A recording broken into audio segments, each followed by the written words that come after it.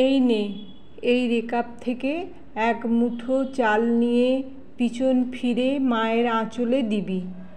শ্বশুরবাড়ি যাওয়ার আগে কনকাঞ্জলি দিয়ে আর মায়ের দিকে তাকাবি না। মায়ের মুখ দেখতে নেই।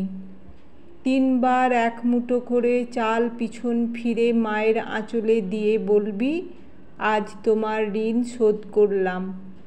নে দে। এই কথাগুলো বলেন রিয়ার একমাত্র পিসি সাধনা। রিয়া বলে, এটা কি করে সম্ভব? কখনো এটা হতে পারে? মায়ের ঋণ শোধ করা কি মুখের কথা? তাছাড়া এই এক মুঠো চাল দিয়ে কি মায়ের ঋণ শোধ করা যায়? আমি এই কাজটা করতে পারবো না। প্লিজ তুমি আমাকে জোর করো না পিসি। রিয়া কাঁদতে কাঁদতে মাকে আদর করে দিয়ে বলে, তুমি সাবধানে থাকবে, একদম কাঁদবে না, আমার জন্য চিন্তা করবে না। আমি ও বাড়িতে পৌঁছে তোমাকে ফোন করব। বাড়িতে সবার সাথে গল্প করে দেখবে, মন ভালো থাকবে। তাহলে আসি। কাবেরী মানে রিয়ার মা বলেন, সবাইকে নিয়ে সুখে থাকিস মা, বলেই চোখে আঁচল চাপা দিয়ে ঘরে চলে যান। মা একদম কাঁদবে না, আমি আসছি। মনটা সত্যিই খুব খারাপ লাগছে মায়ের জন্য। মা বড্ড একা হয়ে গেল। এখন বাড়ি ভর্তি লোকজন আছে, তাই কিচ্ছু বুঝতে পারছে না। সবাই চলে গেলে তখন মায়ের খুব খারাপ লাগবে। অবশ্য মাকে তো এবার বাড়িতে গিয়ে নিজের কাছেই নিয়ে আসবো, আমার এই নিজের বাড়িতে। রনের পাশে বসে শ্বশুরবাড়ির উদ্দেশ্যে রওনা হয় রিয়া। কিন্তু মনটা পড়ে থাকে মায়ের ওপর। মেয়েকে শ্বশুরবাড়ি পাঠিয়ে দিয়ে কাবেরীর মনটা খুব হালকা লাগে। মেয়েটা বড্ড ভালো। সেই ছোটবেলা থেকেই কষ্ট করে বড় হয়েছে। একটা দিনের জন্য মায়ের কাছে কোনো বায়না করেনি। এখন সুখে শান্তিতে ঘর সংসার করুক। কাবেরীর মনে পড়ে যায় অনেক দিন আগের কথা। অনেক বছর আগে রিয়ার বাবা ওদের ছেড়ে চলে যায়, মানে অন্য জায়গায় সংসার বাঁধে। তখন রিয়া 3 বছরের। বাবাকে ভালো করে বুঝতে না বুঝতেই বাবা ছাড়া হয়ে যায়। তবে বাবা যে ওর খুব কাছের মানুষ ছিলেন তা নয়, কারণ ওর বাবা যে ওকে পছন্দ করতো না। মেয়ে জন্মের পর থেকে কুন্তল একদম বদলে যায়। কুন্তল চেয়েছিল কাবেরী ছেলের জন্ম দিক, কিন্তু যখন দেখে মেয়ে হয়েছে তখন থেকেই ওর ওপর অত্যাচার আরম্ভ করে। মেয়েকে কোনো দিনই কাছে টেনে নেননি, বরং একটু কাঁদলেই কান মুলে দিতেন, গালে চড় মারতেন। মেয়েটা বাবাকে ভয় পেত, তাই বাবার অভাব কোনো দিনই অনুভব করেনি। কুন্তল ওদের ছেড়ে চলে যাওয়ার পর কাবেরী খুব বিপদে পড়ে। ছোট্ট মেয়েটাকে নিয়ে নাজেহাল অবস্থা। রোজগার করার ক্ষমতা কতটুকু? বিদ্যে তো ক্লাস 8।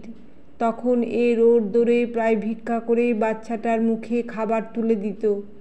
এক মুঠো চাল যদি কারোর থেকে জোগাড় করতে পারত, তাহলে কাবেরীর খুশির অন্ত থাকতো না।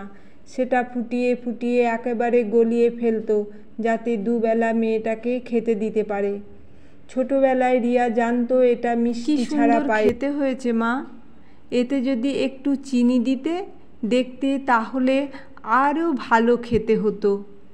কাবেরী ভাবে এটাই জোগাড় করতে কাল ঘাম ছুটে গেছে। রিয়া কিন্তু ওই খাবারটার কিছুতেই একা খেতে চাইতো না। ওইটুকু মেয়ে বুঝতে পারতো মা কিচ্ছু খায়নি, তাই নিজের 1 চামচ খেয়ে বায়না করে বলতো, মা তুমি খাও, তুমি না খেলে আমি কিছুতেই খাবো না। কাবেরী 1 চামচ খেয়েই বলতো, তোর ভালো লেগেছে? আমার একদম ভালো লাগেনি বলেই আমার একদম ভালো লাগেনি বলেই ঢকঢক করে জল খেয়ে নিয়ে বলতো, পেট ভরে গেছে, পেটে একটুও জায়গা নেই। রিয়ার ছোটবেলার কথা মনে পড়তেই মনটা কেমন যেন করে ওঠে কাবেরীর। কুন্তল চলে যাওয়ার পর অনেক কষ্টে একটা কাজ পেয়েছিল কাবেরী, একটা কাপড়ের দোকানে। সেখানে সকালে যেতে হতো আর আস্তে আস্তে রাত হয়ে যেত।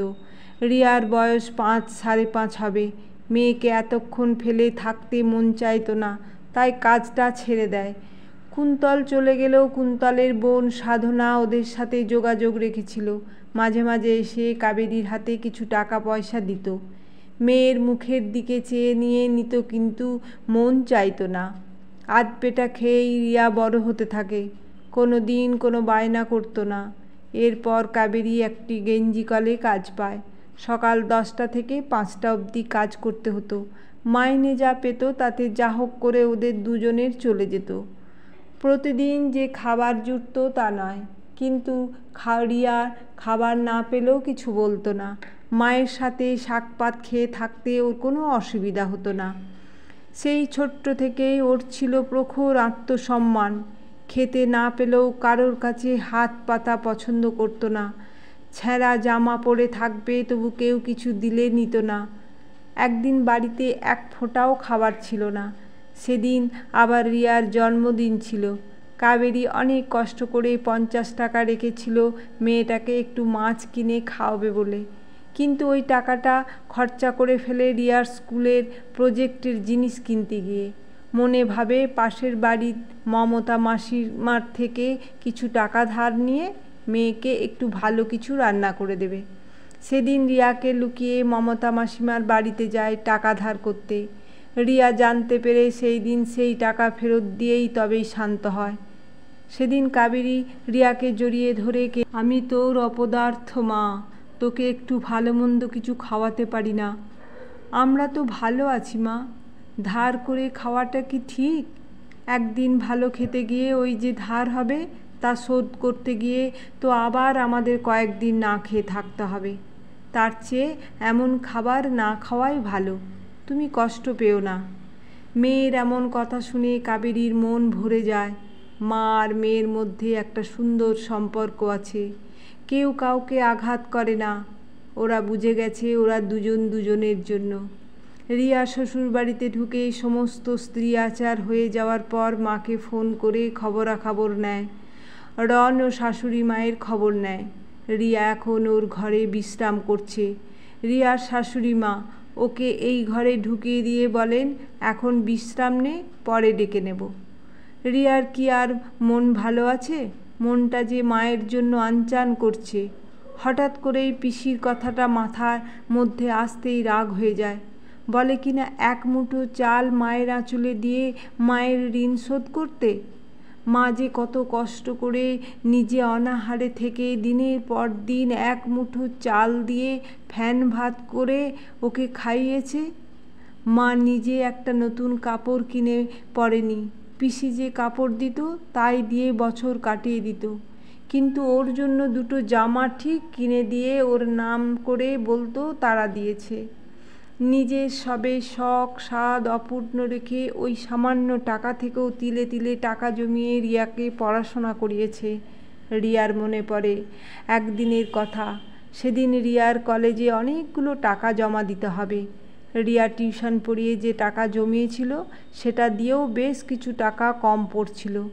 তখন ওর মা ওর মায়ের শেষ সম্বল 1 জোড়া কানের দুল বিক্রি করে ওই টাকাটা দিয়ে বলেছিল, রাগ করিস না মা, এটা তো দরকারের জন্যই রেখেছিলাম, তুই চাকরি করে না হয় আবার আমাকে তৈরি করিয়ে দিবি।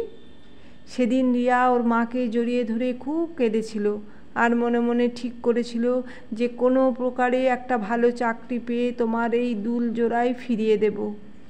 আর ও কথা কত মনে পড়ে যায় রিয়ার। কখন যে ঘুমিয়ে পড়েছে মনে নেই রিয়ার। হঠাৎ করেই ওর শাশুড়ি মা রিয়াকে ডাকেন। রিয়ার মায়ের কথা চিন্তা করতে করতে কখন যে চোখের জলে কাপড় ভিজে গেছে তা বুঝতে পারেনি। ওর শাশুড়ি মা বলেন, এ কি রিয়া, কেঁদে কেঁদে তো চোখ ফুলিয়ে ফেলেছিস, চল খাবি চল। বিয়ে বউ ভাত অষ্টমঙ্গলা সব মিটে যায়।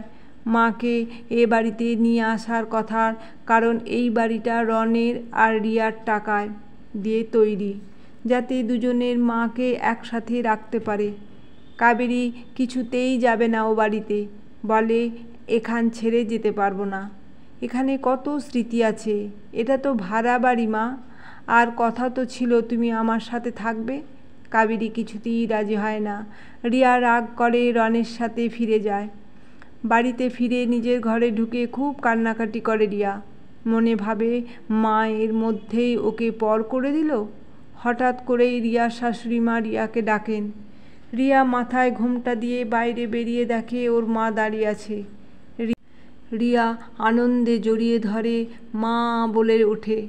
রিয়া মনে ভাবে, তাহলে রন ওর কথা রেখেছে, মাকে ওর কাছে এনে দিয়েছে। এখন থেকেই চেষ্টা করবে মায়ের ঋণ শোধ করতে। তবে সব ঋণ শোধ করতে পারলেও 10 মাস 10 দিন গর্ভে ধারণ করে রাখার যে যন্ত্রণাটা, সেটা শোধ করার ক্ষমতা যে কারোর নেই। এক মুঠো চাল যে তার কাছে নগণ্য।